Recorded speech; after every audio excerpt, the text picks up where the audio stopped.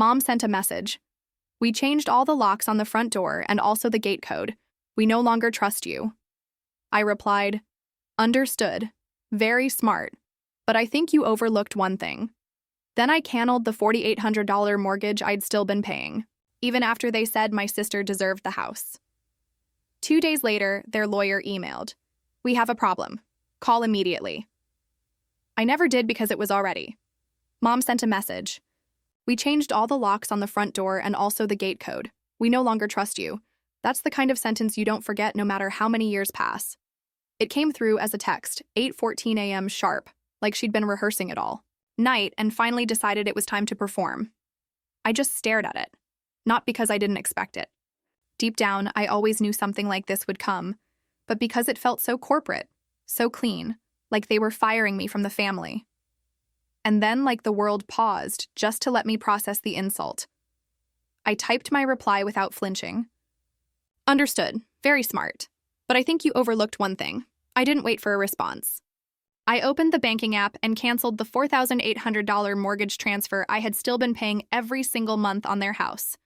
The one they gave to my sister.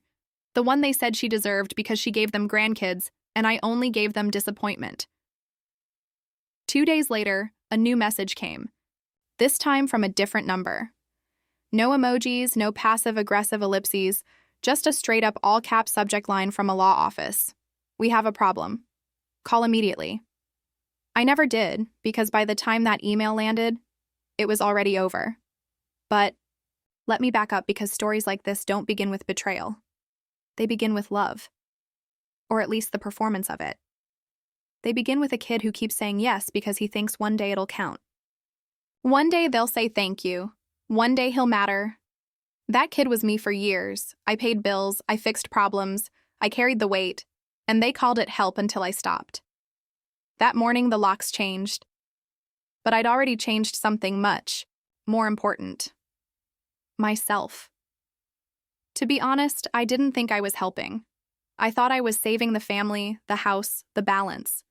If someone had asked me back then, I'd have said, I'm just supporting. I can afford it. But it wasn't just anything. I've been paying their mortgage for nearly 4 years for $1,800 a month like clockwork. An automatic withdrawal straight from my account like some sacred family tax. Add to that the utilities, the property insurance, the internet bills, the emergency, roof repair when a storm tore half the shingles off. All of it. My name, my credit, my money. They never even said thank you.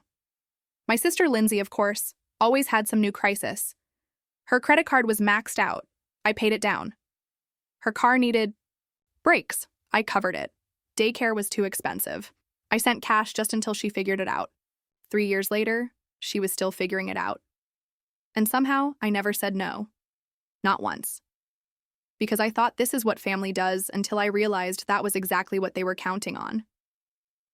The first crack appeared on a Sunday afternoon. I was scrolling through Facebook while waiting for my grocery pickup, and I saw the photo. Lindsay, my parents, the kids all standing in front of the house.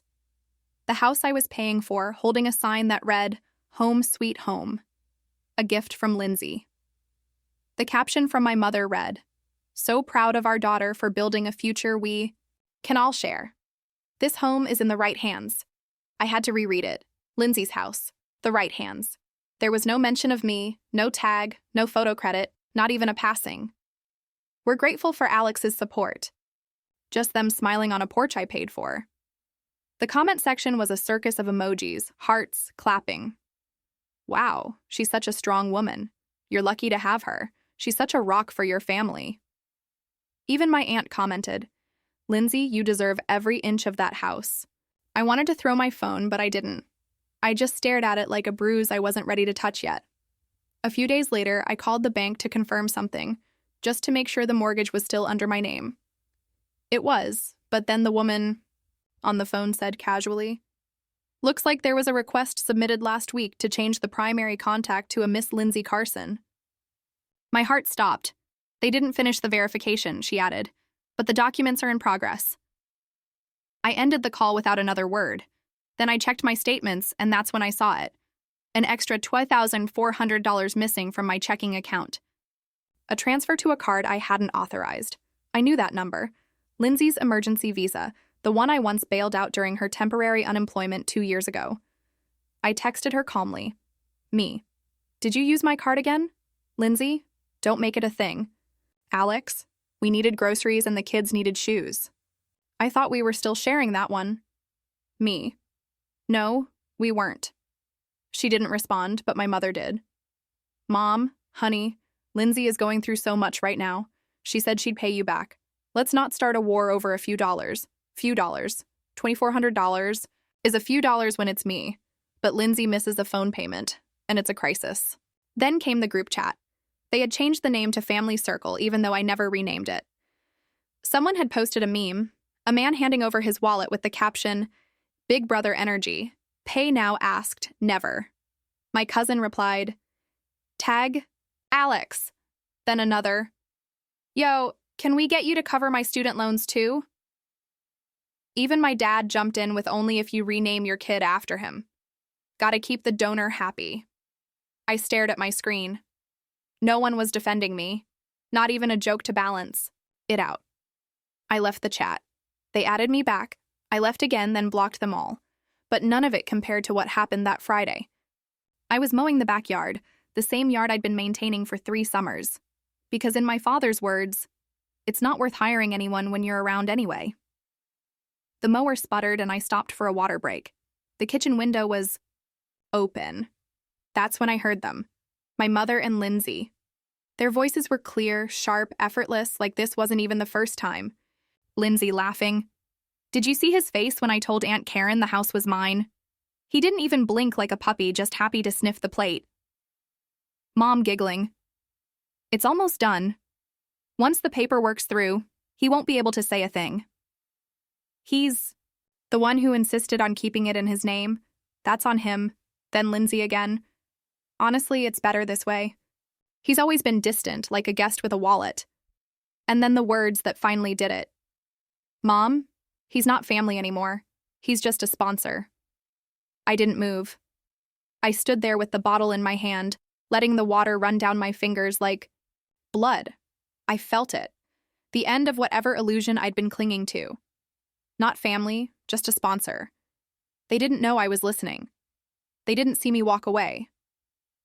But that moment, that line, it broke something that had been cracking for years. And I swear to God, something new began to form in its place. Not anger, not grief, just resolve. They didn't expect me to show up. The invitation came in a stiff white envelope, gold trim, embossed letters. Please join us to celebrate Elizabeth Carson's 60th birthday. No signature, just from your family. 60 guests, big venue, full catering, a slideshow. I was told a legacy event. I didn't RSVP. I didn't call. I just circled the date in red and I prepared. 3 days before the party, I printed a document. $211,723.84. Total financial contributions. Mortgage, utilities, repairs, insurance. Each line item with a date, a purpose, and a copy of the bank transaction. I put it on a USB drive along with the audio from the open window. He's not family anymore. He's just a sponsor. Screenshots from group chats calling me a wallet. Photos of receipts. The email where my sister submitted paperwork to have the house transferred entirely to her name.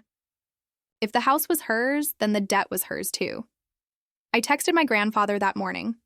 He didn't reply. I didn't need him to. The venue was exactly what I imagined. White linen tables, giant 6-deep balloons, a projector cycling baby pictures, and beach vacations, waiters in black ties, cousins in cocktail dresses, and my mother in an emerald green gown standing in front of a sign that said, "A house is not a home without family." I nearly laughed out loud. I arrived 10 minutes late on purpose. Heads turned when I walked in. Some smiled, some stiffened. Lindsay caught my eye, blinked twice, then forced a grin and turned back to the crowd. I didn't wave, didn't speak, just took a seat at the back. They didn't waste time. Lindsay gave a speech first, talked about sacrifice. Love, true family, said something about how this year has brought us even closer. The screen behind her showed a photo of the house. The my Dio. Caption built with love, passed down with purpose. No mention of me. Then came the toast. My mother took the mic, dabbed her eyes, looked around the room like a queen delivering her final blessing. I'm proud of my daughter Lindsay. She's shown what legacy truly means, and I'm grateful that this home, our home, will stay in the right hands. Applause. Smiles. Until I stood up and walked slowly to the microphone. I wasn't going to say anything tonight. I began calmly, but since we're talking about legacy, let's do the math. The projector flickered and then the audio played. Mom's voice. He's not family anymore. He's just a sponsor. Lindsay's voice like a puppy sniffing the plate. Gasps. A few people sat forward. One woman dropped her wine glass. I clicked again. The screen changed. Screenshot, group chat, tag Alex, only if he renames his kid after the bank. Then the ledger for $1,800 48 months. Repairs, maintenance. Property tax. If this house now belongs to Lindsay, I said, then I'm here to present a bill, not a favor, a debt. I held up the printed invoice. 2 on 1 pages stapled. Silence. Then, are you serious? Lindsay shouted. Dead serious? I replied. Unless you want to call it theft. It was a gift, my mother snapped. Funny, I said, stepping closer. I didn't sign a gift certificate. I signed every check. My father stood up like he might launch. I turned to him. Want to talk about the loan application you filled out using my name as a co-signer without telling me? Because I've got that, too. He sat back down. That's when the door opened and then walked my grandfather. He didn't say a word at first, just walked straight to the front of the room. All 60 guests watched as he picked up the microphone, looked around, and spoke slowly. You raised a thief, he said, looking at my father, and a coward. You tried to bury his son in silence. But the thing about mud is it doesn't hide footprints for long. He looked at me. Then the trust is yours now. He said the one your father tried to redirect. I changed it last week. Lindsay's name has been removed completely. Gasps again. My mother's face cracked. Lindsay's knees buckled. She grabbed the back of a chair to steady herself. You want legacy? Grandpa said, looking straight at them. Earn it. The hard way. He dropped the mic literally and walked out. I placed the printed invoice on the gift table next to a pile of boxed wine and family photo albums. You changed the locks, I said loud. Enough for the back row to hear. I changed my future. I'm not your donor. I'm your debt collector. And then I walked out. Didn't stay for cake. Didn't shake hands. Didn't look back. The party was over. And so was the lie. The next morning, I woke up to 57 unread messages. The first was from my mother. You humiliated me on my birthday. You made a mockery of your own blood. Then my father, I don't care what you think you're owed. You won't see a single cent. Then Lindsay, silent as always, posted a black screen on her Instagram story. Some wounds come from those who were supposed to heal you. The comments under her last photo were a parade of vague sympathy. You don't deserve this. Stay strong, Mama. Family will destroy you faster than strangers. None of them knew she'd called me a wallet behind a closed window. None of them had seen the invoice, but someone else had. 2 days later, I got a call from an unknown number. I answered out of pure curiosity. Mr. Carson, the voice said, calm and crisp. My name is Daniel Moore. I'm an attorney representing your parents. I'd like to discuss a potential financial resolution. I didn't speak. They're not looking for a lawsuit, he continued. They want this to go away quietly. No press, no social media. In exchange, they're willing to offer a settlement. I leaned back in my chair. Let me guess, I said. Half the amount I'm owed in exchange for silence. A reasonable amount, he said, given the informality of the arrangement. I almost laughed. Daniel, I said, I have every receipt, every deposit. I have audio of them mocking me. I have their voices on tape admitting what they did. I'm aware, he said stiffly. That's why we're calling. Then here's what we'll do. I said, full repayment, every cent, or I file a public claim and attach the audio as evidence. You've got 72 hours. He paused. Understood. I'll be in touch. Exactly 72 hours later, the wire hit. $211,723.84. labeled reimbursement settlement. No further liability acknowledged. It didn't come from my parents, not even Lindsay. The sender was a private business account registered to someone I didn't recognize. Probably a loan shark or a panicked friend of my father's. That made it even better. I printed the transaction, filed the paperwork, saved it 6 different ways. I didn't reply, didn't thank them, didn't say a word. I wasn't there to make peace. I was there to be paid. A week later, I posted a video. Clean background. No anger, just clarity. Some people say closure is about forgiveness. For me, closure came with a wire transfer. $211,723.84, the price of 4 years of silence, obedience, and financing someone else's fantasy. They call me family, then call me a sponsor, now they can call me settled. I blurred the account numbers, but left the sum visible. This isn't about hate, this is about facts, and facts have receipts. The post went viral again, even bigger this time. Therapists shared it. Adult children of toxic parents stitched it. One guy, Demi, saying it inspired him to cancel his mom's car lease. I didn't respond. That same day, a voicemail came from my father. So that's it. You really think money fixes it? You think you won? You're not part of this family anymore. I deleted it without listening to the rest. They'd changed the locks. I changed the terms. Now I live in a small modern apartment with huge windows and absolute silence. No family group chat, no late-night requests for quick help, no guilt. Trips disguised as concern. People sometimes ask if it hurts being done with them. It doesn't. Because the truth is, I'm not done. I'm free. And freedom cost exactly $211,723.84. People keep asking me if I feel lighter now. If cutting off my family brought peace or closure or whatever word people like to use when they mean, did it work? And the answer is simple.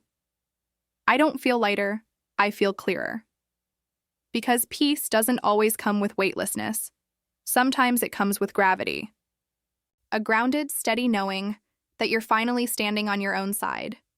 After everything, they vanished exactly as I expected. No calls, no letters, no we miss you. Just silence. Not the kind that hurts, but the kind that confirms the truth.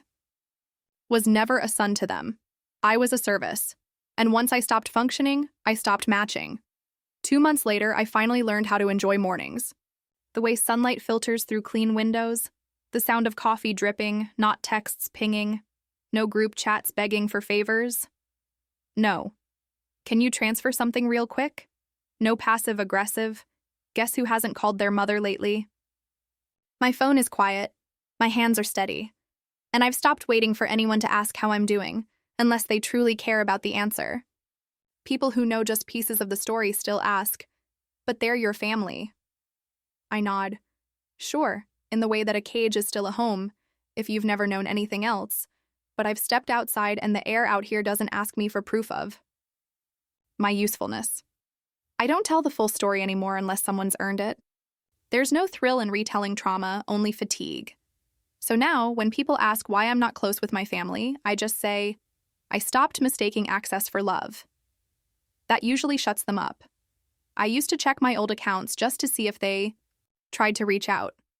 They didn't. Not once. No apology, no explanation, not even a guilt trip disguised as concern. Just total silence like I was never there. Like $211,123.84 faller of my life had been an administrative error. They corrected by erasing me. Fine. Let them pretend. Pretending is what they're best at. The worst part? They probably think I still care. That I'm out here stewing in anger, waiting for an apology, secretly hoping they'll change. I'm not. I've seen them for what they are, and when the mask slips that far, you don't wait for it to go back on. You walk away. You don't check the rear view. Forgiveness. No, that's a word people throw around like a blanket. When they're cold with guilt and want your warmth without earning it, forgiveness requires acknowledgement, responsibility, regret.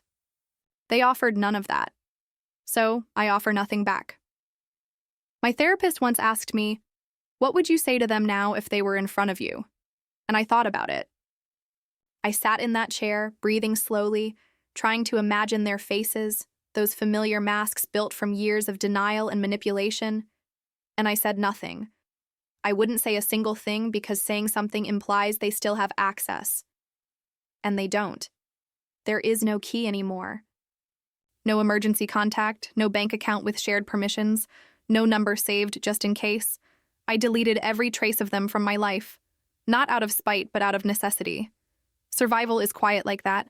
It doesn't come with fireworks, it just comes with locked doors and clean slates. Sometimes I imagine they tell people I cut them off over money, that I was always distant, that I lost it. Sure, let them keep their versions softed and flattering. Where they're victims of the ungrateful child who dared to say no. They need the fiction. I have the facts. Facts don't beg. They don't whine. They don't tremble under scrutiny. Facts sit still. They wait. They endure. Just like I did now. Now I live. Not in a fairy tale. Not in revenge. Just life. Real boring. Mine. I work. I rest. I laugh when it's funny. I eat when I'm hungry, not when I'm begged to show up to some family dinner where I'll foot the bill and be forgotten anyway. I still remember what my mother said once years ago. If you ever left, we'd fall apart. And she was right. They did. But I didn't. I'm not broken. I'm not bitter. I'm not waiting. I'm just done. Not as a warning, not as a statement, as a fact, like a locked phone, like a cleared inbox. Like a number that rings once and goes nowhere. No forwarding, no return, just me, whole and free.